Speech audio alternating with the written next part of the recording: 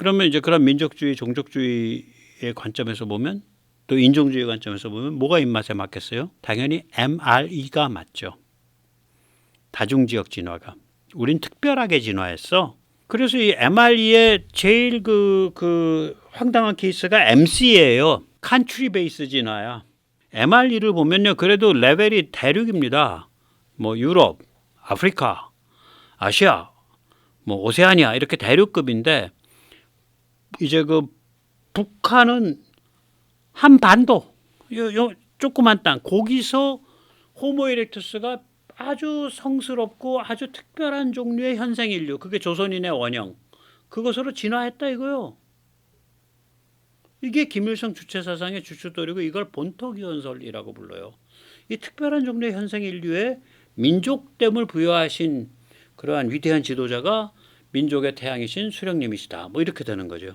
그리고 민족됨을 부여하셨을 때 사회정치적 생명을 부여하셨다. 사회정치적 생명을 부여하셨기 때문에 이 개인의 개체의 개체의 생명이라는 건 착각이다. 그런 건 중요하지 않다. 따라서 사회정치적 생명을 손상하는, 그걸 해치는 자는 이건 반생명분자고, 이 반생명분자는 처사줄로 묶어서 때려 죽이거나 아니면 총살을 하는 건 그건 친생명 행위다. 총살이라는 친생명 행위는 숭고한 것이며 이런 것은 어린애들한테 일찍부터 경험을 해주게 해야 되기 때문에 총살이 집행될 때는 그 맨 앞줄에 그 똘망똘망한 7살, 8살, 9살짜리 애들을 세워가지고 이 친생명 행위에서 뿜어져 나오는 핏물이 그 똘망똘망한 아이의 그 이마와 얼굴에 뒤집어 쓰도록 만들어라. 뭐 이런 거죠. 이런 스토리예요. 그러니까 맨 출발점이 본토기원설이라고 불리는 짝퉁 MRE, 짝퉁 진화론이에요. 얘들이. 제가 그것 때문에 이 공부를 하기 시작을 했어요. 아주 화가 나가지고. 예, 그래서 이제 제가 이제 말씀을 드릴게요. 인종은 유전형이 아니라 표현형입니다. 표현형, 이걸 페노타입이라 그러는데요. 표현형은 뭐냐면 여러 개의 유전자가 뭐 그게 수십 개, 수개, 수백 개의 유전자가 어떻게 택이 이런 패턴으로 모이면 그게 나타나더라. 이런 패턴으로 모이면 피부가 좀 가무잡잡할 가능성이 있다지 피부 색깔을 규정하는 유전자가 없는 거예요. 수십 개의 유전자가 이런 패턴으로 모이면 머리털이 노란색, 빨간색, 뭐 갈색, 까만색이듯이 그 머리털을 규정하는 유전자, 즉 그 염색체 마킹이 없는 거예요.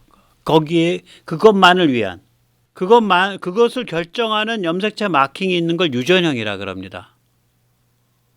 그런데 머리카락, 골상, 광대뼈, 턱, 눈, 피부색 전부 이런 인종의 특성에 관계된 것들이 유전형이 아니에요. 표현형이에요. 이게 유전형인 경우가 딱 한 가지만 아직까지는 알려져 있는데요. 멜라네시아라 그러면 파푸아뉴기니아에서부터 저기 그 저쪽 아래쪽에 있는 조그만 섬들이죠. 뉴질랜드 쪽으로 가면서 있는 멜라네시아에 있는 원주민 중에 이 사진의 오른쪽처럼 푸른 눈이 있어요.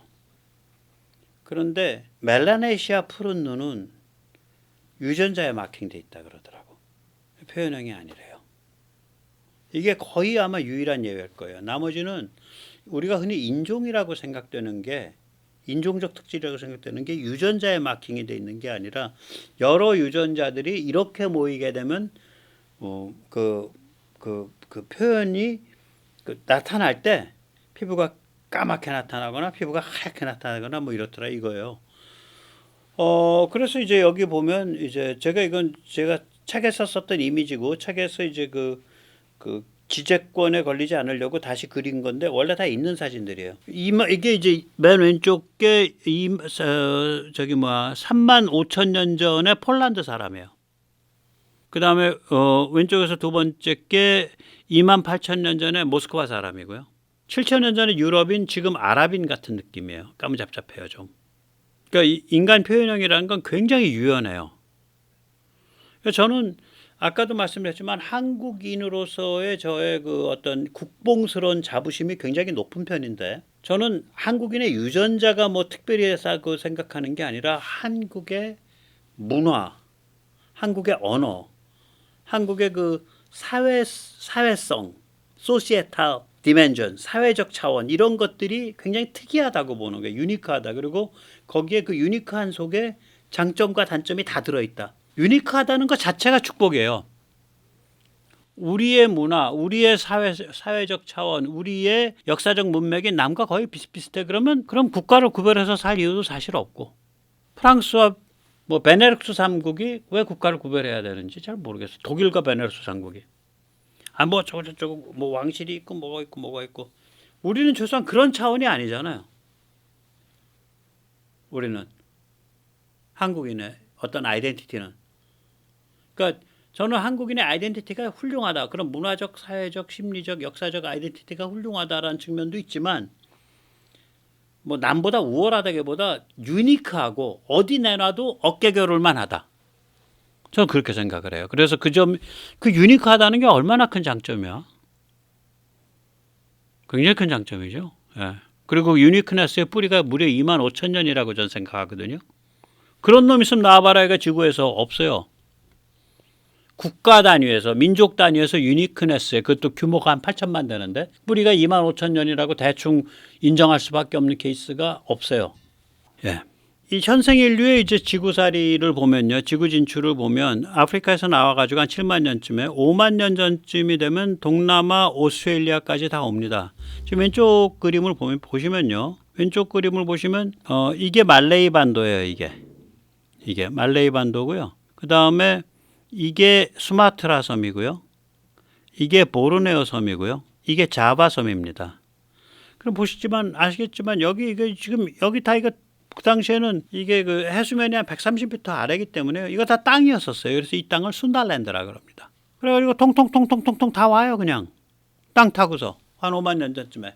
그리고 나서 동남아도 다 가고 필리핀도 다 들어가고 그때 라오스 뭐 베트남 그 광동 이런 데 다 들어가고 5만 년 전쯤 되면. 그리고 이제 여기서 일부가 바로 뭐 그때는 땅이 워낙에 이제 그 늘어나 있으니까 뭐 배 타고 잠깐 건너가면 그 오스트레일리아예요. 그 오스트레일리아도 그때 들어간다고요. 그러니까 열대 아열대는 빨리 가요. 그런데 한대는 그거보다 한 10,000년 정도 늦게 올라갑니다. 온대 한대는. 이게 이제 온대 한대인데요. 보면은 여기 지금 우크라이나 자리에 언제 올라갔냐? 37,000년 전이에요. 지금 이제 말하자면 독일의 뮌헨 자리 38,000년 전. 그 다음에 지금 파리 근처 36,000년 전. 지금 스위스 근처 37,000, 38,000년 전. 네. 그러면 지금 불가리아 근처, 불가리아, 루마니아, 몰도바 근처 4만 년 전. 지금 이제 지금 말하자면 시리아 혹은 레바논 혹은 터키 남부 4만 5천 년 전.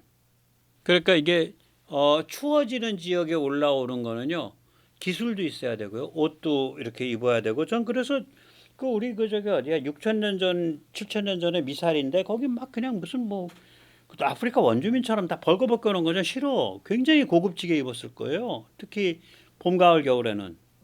나중에 제가 보여드릴게요. 얼마나 고급지게 입었는지 다른 지역에서. 이 한대 쪽에 올라오는 사람들은요, 중무장하고 굉장히 고급지게 하고 올라와요. 예, 그렇습니다. 예. 그리고 이제 들어오게 되면 이게 이제 맘모스 스테페 벨트거든요. 스위스, 그게 이제 그 스페인의 피레네 산맥에서부터 유럽 평야 다 달리고, 그 다음에 지금 이제 우크라이나 이런 쪽으로 해가지고 우랄 산맥, 몰가 공화국 이렇게 해서 남쪽으로 해서, 그 다음에는 이제 서시베리아, 동시베리아, 그 다음에는 그때는 해수면이 낮으니까 베링 해협 있는 데가 연육이 돼 있어요. 굉장히 넓게. 베링기아라는 땅으로. 그게 거의 서유럽만한 땅인데 거기가 다 맘모스 벨트예요. 그럼 맘모스 벨트가 툰드라냐? 아닙니다. 툰드라는요, 습기가 매일 침습하는 데예요. 그래서 이 습기가 얼어 있어 가지고 땅이 안 녹아요. 반면에 맘모스 벨트는 지금보다 추운 빙하기이지만 그러한 습기 침범을 안 받았기 때문에 1년에 몇 달은 땅속 깊이까지 완전히 해동이 돼요. 지금 우리가 그 지구 환경 걱정하는 사람들이 그런 얘기 하죠. 그 지구 기온이 올라가서 툰드라 지역에 있는 그 썩지 않은 그 찌꺼기들이 썩기 시작을 하면 메탄 가스가 어마무시하게 발생한다. 바로 이겁니다. 썩지 못하는 유기물층이 있어요. 툰드라는. 해동이 안 되니까 그냥 얼어붙은 상태예요. 1년 동안 녹질 않아요. 그럼 썩지도 않죠. 그러니까 툰드라에서 그 맘모스 사체가 건져지는 거 아니에요. 맘모스 사체가 건져면 이게 썩질 않아 갖고 밥통을 열면 맘모스가 뭘 먹었는지를 아는 거라. 반면에 이 맘모스 스테페 벨트는 밑에까지 해동이 돼요. 그래서 맘모스 스테페 벨트에서는 외떡잎 식물은 물론이라뇨. 쌍떡잎 식물이 그 시즌이 되면 그냥 꽉 차게 꽃을 피는 거야. 그래서 그 시즌 끝나면 이제 누렇게 말라서 죽죠. 그러면 그 위를 그 맘모스, 그다음에 털 달린 코뿔소, 무슨 사향소, 들소, 그다음 원시말 이런 것들이 그 대형 초식 동물들이 가서 다 뜯어먹고 사는 거예요, 전부. 그래서 밥통을 열면 야, 잘 먹었네 이런 생각이 듭니다. 지금 흰색은요 쌍떡잎 식물이에요. 영어로 포브라 그러죠.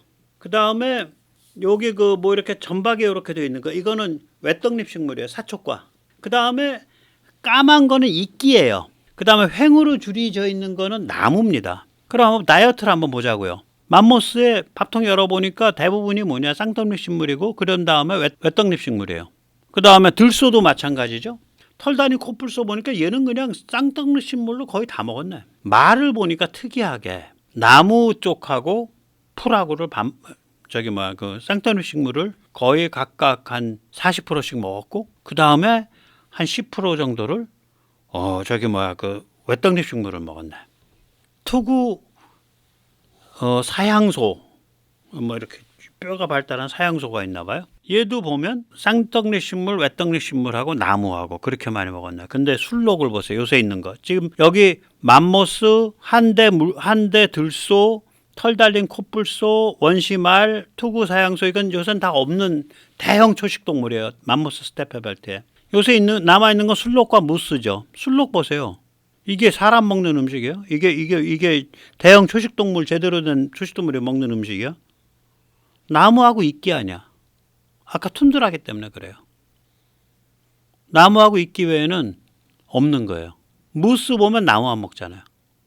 그러니까 옛날에 맘모스 스테페 벨트가 어떤 식생이었다는 게 이 밥통을 열어보면 나와요. 그렇습니다. 그리고 거기에 또 참이 아름다운 또 호수가 있지 않겠습니까? 바이칼이. 바이칼은 참 그 옛날에 빙하 때의 그 맘모스 스테페 벨트의 진주죠. 이게 수심이 1642m가 내려가고요. 물이 2400만 입방 킬로미터인데 이게 전 세계 민물의 약 23%예요. 전 세계 민물이 약 1억 입방 킬로미터밖에 안 돼요. 그 어느 한순간 육지에 있는 민물의 총량이. 재밌는 건 바닥에서 온천이 많이 솟아나가지고 바닥 온천이 뜨거운 물이 솟아나니까 대류가 일어날 거 아니야. 대류가 일어나니까 표면에서 산소를 빨아들인 물이 아래까지 내려와요. 그래서 1642m의 그런 깊은 바다임에도 불구하고 깊은 바다가 아니라 깊은 물임에도 불구하고 바닥까지 동물이 살아요. 참고로 저기 동해 있잖아요. 동해가 한 600m 이하 내려가면 아무것도 안 살아요. 왜냐? 동해는 대류가 안 일어나요. 동해는 함지박 같이 생긴 물이거든요. 한 2,000-3,000m 깊이에. 그런데 드나드는 데들이 해협들이 전부 깊이가 뭐 120m, 130m, 50m 이래요. 예를 들어서 저 사할린 쪽에 그 해협은 사할린 해협은 한 5, 60m밖에 안 되고요. 제일 깊은 데가 스가루 해협이라 그래가지고 혼슈하고 홋카이도 사이의 해협. 그 다음에 대한해협 쪽이 있는데 혼슈 홋카이도 쪽이 되게 한 103, 제일 깊은 데가 130, 40m 될 거고요. 대한해협 쪽도 한 5, 60m 될 거예요. 제일 깊은 데가. 그러니까 그거밖에 안 되기 때문에 이 물이 표면으로밖에 안 다니는 거죠. 이거는 깊숙한 함지박이고. 그래서 동해는요 한 5, 600m 지나면은 산소가 없어요. 대류가 안 일어나서. 그래서 생명체가 없어요. 굉장히 조용한 엄숙한 죽음의 바다예요. 5, 600m 아래는 동해는. 반면에 바이칼은요 아래서 이게 온천이 솟으니까 온천에서 대류가 일어나고 대류가 일어나니까 표면에 산소를 머금은 물이 밑에까지 내려가고 그래서 이 1600m 깊이 아래까지도 동물이 살아요. 그래서 바이칼호에 동물이 몇 종 있는지 아무도 몰라. 지금 현재까지는 약 2500종. 식물도 한 1,000종. 그리고 이제 주변에 또 이게 소금 샘물이 많아요. 그러니까 이 그 사람은 소금이 있어야 되잖아요. 묽은 땀을 흘리니까. 그래서 소금 샘물이 많기 때문에 주변에 이게 참 그 말하자면 그 빙하 시대 때의 그 말하자면 진주예요, 진주. 예, 바이칼이라는 데가. 그 아주 여기 사진에 이제 얘는 민물 물범인데 전 세계 모든 물범은 얘만 빼고 나면 다 바다 물범입니다. 민물 물범은 바이칼밖에 없습니다. 이 정도로 특이하다고요. 그 생태계가 풍부하고. 네. 이게 이제 맘모스 스테프 벨트는 이게 굉장히 풍요했습니다. 그래서 이게 스페인 피레네 산맥에서 유럽 평원, 서시베리아, 동시베리아, 베링기아인데 이게 이제 베링기아를 보여주는 사진이죠. 보시면 가만히 보면 이게 지금 현재 시베리아하고 요게 캄차카 반도예요. 그리고 여기가 지금 베링 해협입니다. 그리고 이게 알래스카예요. 그럼 이 히뮤끌의 한 연두색이 뭐냐? 이게 땅으로 드러나 있던데요. 그때는 해수면이 그러니까 민물이 빙하기 때 빙하로 땅 위에 잡혀져 있으니까 민물의 순환량이 작아요. 그 해수면이 130m 낮다고. 일단 이게 다 드러나 있어. 지금 여기가 다 이제 그 말하자면 이제 그런 그 대형 초식동물의 그 털 달린 초식동물의 사냥터죠. 그래서 뭐 물론 이제 식생 자체가 너무 이제 고기 위주고 이랬겠지만 지방 위주고 굉장히 풍부했어요. 어떤 면에서는. 예를 들어서 바이칼호에서 발견된 상아로 생긴 요거를 가지고 그 당시에 옷을 추정해 보면 이렇게 됩니다. 이런 옷 지금 이거 뭐 거의 단비 수달 가죽일 텐데 제가 이렇게 맞춰서 한 벌 입고 나가려면 2억 들을 겁니다. 단비는 거기다가 천연기념물 아니야. 그 다음에 이거는 모스크바 인근에서 발견이 된 여기도 스테페벨트 그 사냥터죠. 거의 한 3만 년 전쯤에 성인의 그 묘인데 그 부장품이라든지 뭐 옷 입혀 놓은 게 화려하기가 이루 말할 데가 없어요. 그러니까 기본적으로 이 사냥 그 대상물이 크니까 그 털가죽으로 텐트 치고 살았는데 그 볼대가 그 텐트 치는 볼대가 그게 저기 뭐야 그거예요. 저기 그 맘모스 상아야. 그리고 바깥에 그 담벼락 해놓은 게 맘모스 무슨 뭐 갈비뼈 같은 걸로 갈비통 같은 걸로 담벼락 해놓고 그랬어요. 굉장히 풍부하죠. 예. 현생 인류의 특징 중에 하나가 뼈를 많이 썼습니다. 이건 뭐 꼭 뼈는 아닌데 여기 있는 그 바다 우렁 이건 장식이죠. 예, 장식인데 이런 가공을 좋아하니까 이런 걸 뼈로도 했겠죠. 가공을. 이게 이제 바느질, 예, 뼈 바늘로 해서 그 다음에 이건 투창을 할 때 가볍게 하려고 앞에 돌날을 안 달아요. 뼈로 날을 답니다. 이렇게 날카롭게 뾰족하게 해서 거기다가 이런 식으로 아틀라트를 쓰죠. 그러니까 이 아틀라틀 자체가 이런 거 한 3cm 길이 되는 나무 막대 같은 뼈를 써요. 그래서 그 뼈에다 홈을 파갖고 거기다 창을 얹어갖고 던지죠. 그러면은 이게 한 관절이 더 있으니까 사거리도 높아지고 정확도도 높아지죠.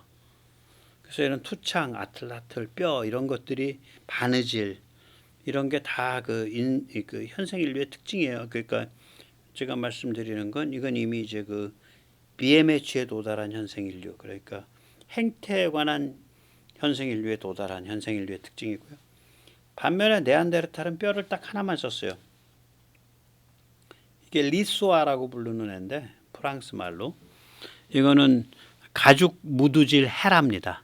가죽을 벗기고 나서 그걸 관리를 하려면은 가죽 안쪽에 붙어 있는 지방이나 얇은 혈관 같은 걸 다 긁어내야 되거든요.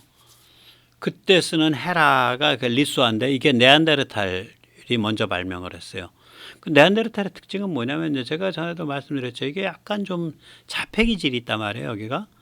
그래서 그런지 자폐기질이 있어서 그런지 몰라도 네안데르탈은 그 어떤 종류에서 굉장히 그 송곳과 같은 제대로 된 어떤 작품을 하나 만들어 놓는데 그 작품이 연결이 안 돼. 자폐들이 그렇잖아요. 그러니까 이 뼈를 가지고 굉장히 정교하게 가다듬어서 무두질하는 헤라는 만들었어. 근데 그걸 연결시켜 가지고 그걸 투착날을 만든다든지 그걸 연결시켜서 바느질을 하기 위한 바늘을 만드는 걸 못하는 거예요. 낚시도 못하죠. 네안데르탈은 육식만 했습니다. 민물고기 안 먹었어요. 현생인류 민물고기 엄청 먹었고 바다고기든 민물고기든 네안데르탈은 물고기를 안 먹었어요. 낚시를 할 필요도 없죠. 또 네안데르탈은 요즘 보면 엄청난 그 화학적 방법으로 본드를 만들었어요. 걸류, 파이롤로시스. 그러니까 불길을 안 떼고 밑에다가 어떤 흙으로 솥 같은 걸 만들어서 밑에서 불을 떼 갖고 그걸 열을 가해서 건류시키는 거죠. 자작나무 껍질을 가지고 건류를 시키면 본드가 나오는데 그걸 만들어서 썼다고. 근데 건류 방식을 다른 데서 쓴 흔적이 없어. 그러니까 딱 그것만 모으고 그것만 하는 거지.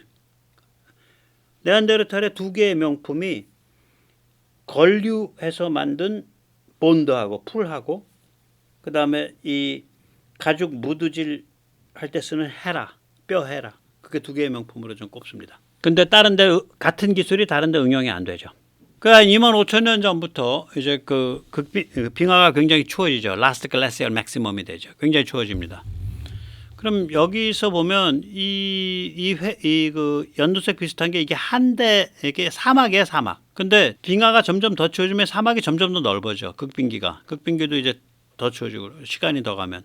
이 퍼런 거는 초지라고 제가 해놨는데 이게 저게 심해지면 못 쓰죠. 특히 뭐 이런 그 사할린 같은 데 이게 말이 초지지 무슨 초지야 이거 다 저기 그 얼음에 뒤집어 쓴 거지. 그러니까 호랑이가 일본 열도에 없는 거죠. 그래서 여기 보면 이제 한반도가 요거거든요. 그때 서해 없을 때니까. 서해는 평균 수심 뭐 45m 제일 깊은데 100m쯤밖에 안 되는데 수심이 130m가 내려갔는데 무슨 서해가 있어요. 그래서 여기서 보면 한대살림의 그 생명종이 동아시아 쪽에서 아시아 쪽에서 피난 올 수 있는 데가 한국이랑 일본인데 일본은 또 물길이 있다고요. 한반도죠. 그러니까 한반도에 오는 거예요. 이렇게 생명 피난처를 레피기아라고 부릅니다. 그러니까 보리알 한대, 보리알 포레스트 레피기아예요. 한대 삼림 생명 피난처.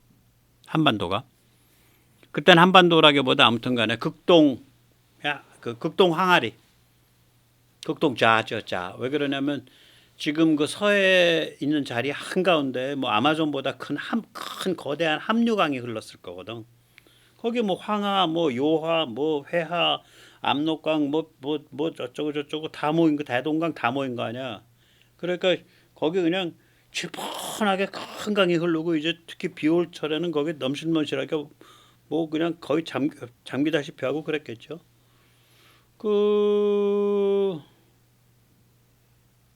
그레이트 컨플런스가 있죠. 그러면 그 큰 강, 그걸 저 극동 대합류라고 부르는데 극동 대합류의 동쪽 그 자루 모양으로 생겼지. 항아리 모양으로.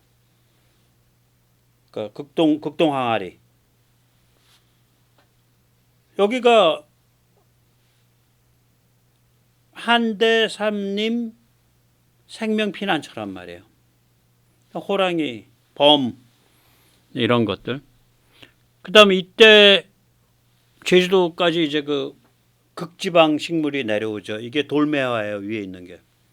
내려왔다가 나중에 날씨가 따뜻해지니까 얘가 따라서 북쪽으로 올라간 애도 있지만 얘가 한라산 위로 올라붙은 애들이 있어요. 바닷물이 차니까 고립돼 있을 거야, 산 위에. 그 한라산 위에 돌매화가 자생을 해요. 이거 극지방 식물이야. 그게 이제 한대 삼림 생명 피난처이기 때문에 벌어진 일이죠.